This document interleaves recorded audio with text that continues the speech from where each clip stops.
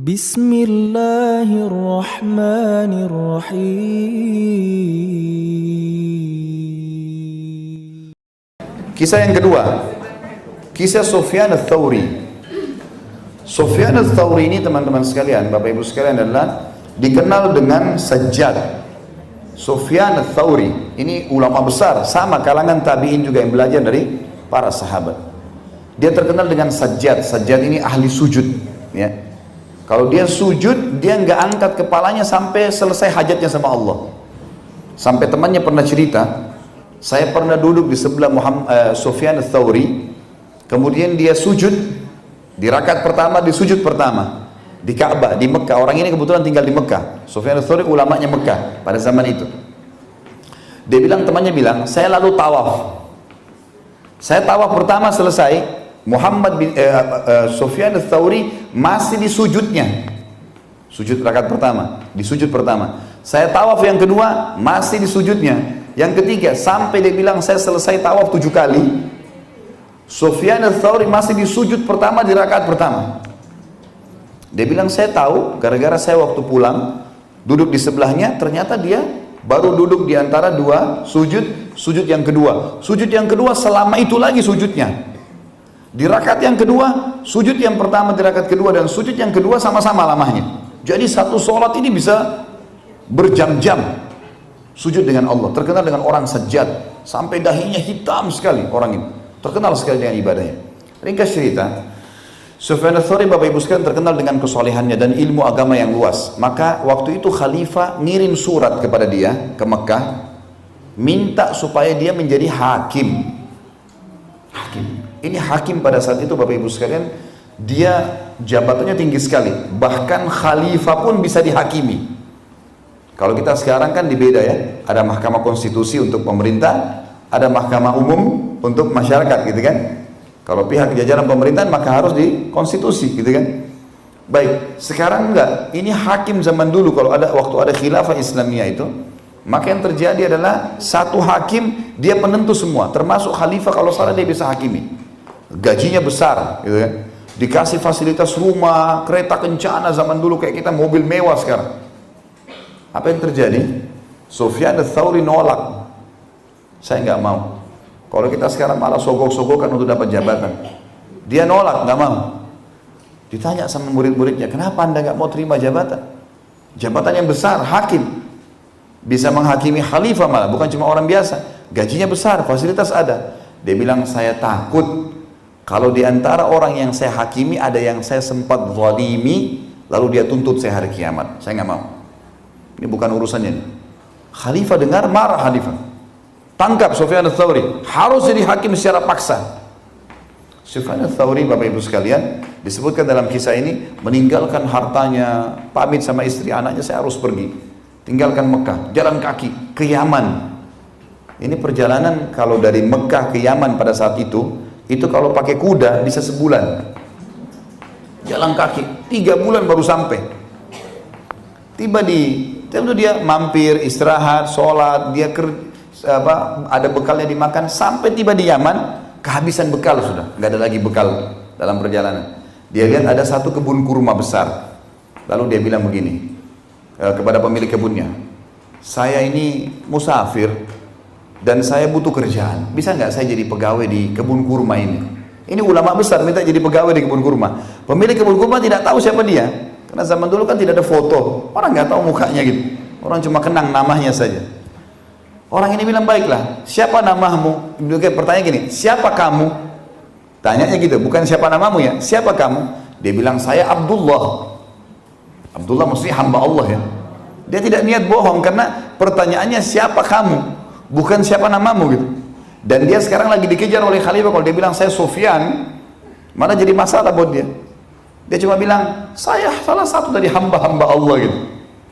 Orang ini pemilik kebun tangkap, namanya Abdullah. Dipanggil Abdullah. Baik Abdullah, silakan masuk kerja. Kerja di kebun orang itu selama 3 bulan. Dalam beberapa kisah dikatakan sebulan. Yang jelas dia kerja di situ. Setelah 3 bulan, penjaga kebun, pemilik kebun sempat panggil, mengatakan, hai Abdullah, kesinilah. Datang Sufyan ats-Tsauri ini. Datang, dia bekerja sebagai pegawai, terima gaji gitu. Dari tahu siapa dia ini. Kemudian kata pemilik kebun, kau kan ngaku dari Hijaz. Hijaz itu Mekah sama Madinah. Namanya Hijaz kalau digabung. Negeri Hijaz atau wilayah Hijaz namanya Mekah sama Madinah ya. Maka dikatakan kau kan ngaku dari Hijaz. Saya mau tanya, apa perbedaan antara kurma kami di Yaman dengan kurma kalian di Hijaz? Rasanya kah, bentuknya kah?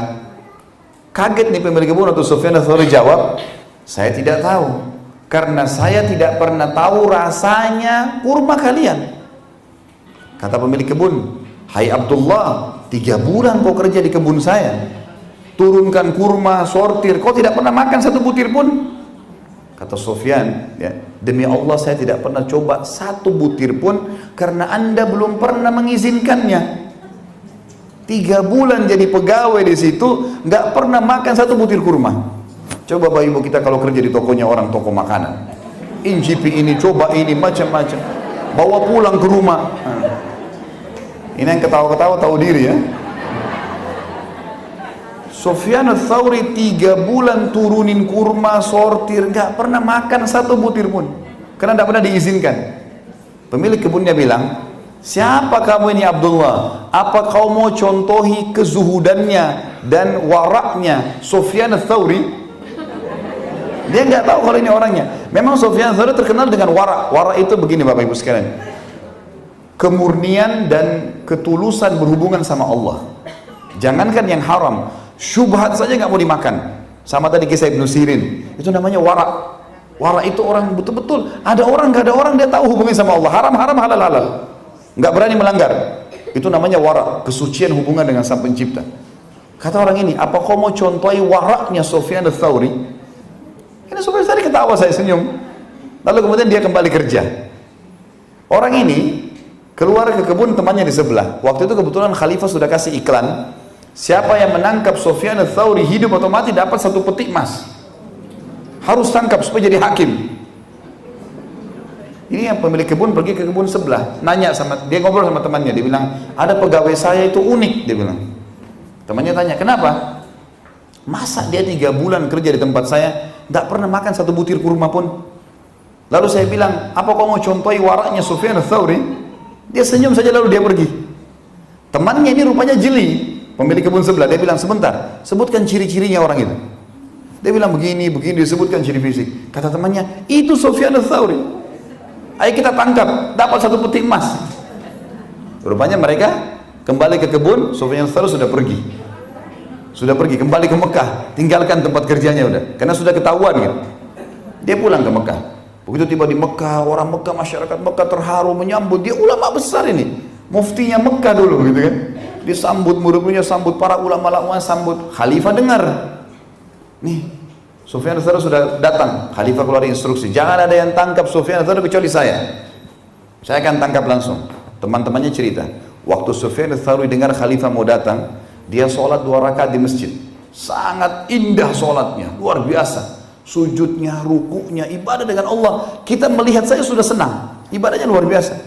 Dia bilang selesai sholat yang sangat lama dia kerjakan, dia pergi ke Ka'bah, dekat Ka'bah, lalu dia bilang, wahai Tuhanku, aku bersumpah atas namamu, jangan buat Khalifah masuk ke Mekah. Maksudnya jangan sampai saya ditangkap. Subhanallah, begitu mendekati Mekah, Khalifah mati di perbatasan Mekah, meninggal dunia. Itu dalam kisah disebutkan. Ajalnya sudah datang, tapi ulama mengatakan kemungkinan terkabulnya doanya Sufyan Ats-Tsauri. Tapi lihat bagaimana mereka menjaga hubungan dengan Allah. 1 butir kurma nggak berani masuk kalau tidak halal. Apalagi syubhatnya, udah jelas gitu. Kisah yang lain, seorang sahabat yang bernama Al-Ala Al-Hadrami. Ini kisah berhubungan dengan kancah peperangan jihad. Al-Ala Al-Hadrami ini sahabat Nabi yang mulia radhiyallahu anhu. Beliau pernah diutus oleh baginda Nabi SAW, diutus berperang. Begitu pergi berperang Bapak Ibu sekalian, kemudian dia akan melewati sebuah hutan.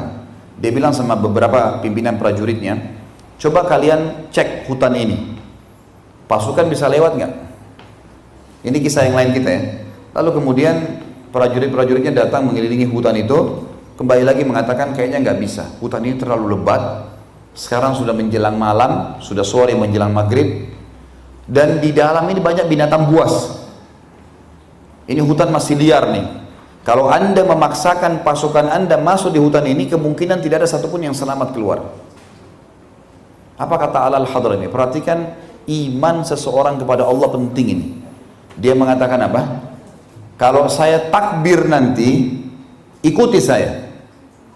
Lalu dia mendekatkan kudanya ke dekat hutan itu. Jadi ada lapangan luas kayak padang pasir, hutan di depannya kelihatan pohon-pohon. Lalu dia mengatakan, wahai semua makhluk Allah yang ada di hutan ini.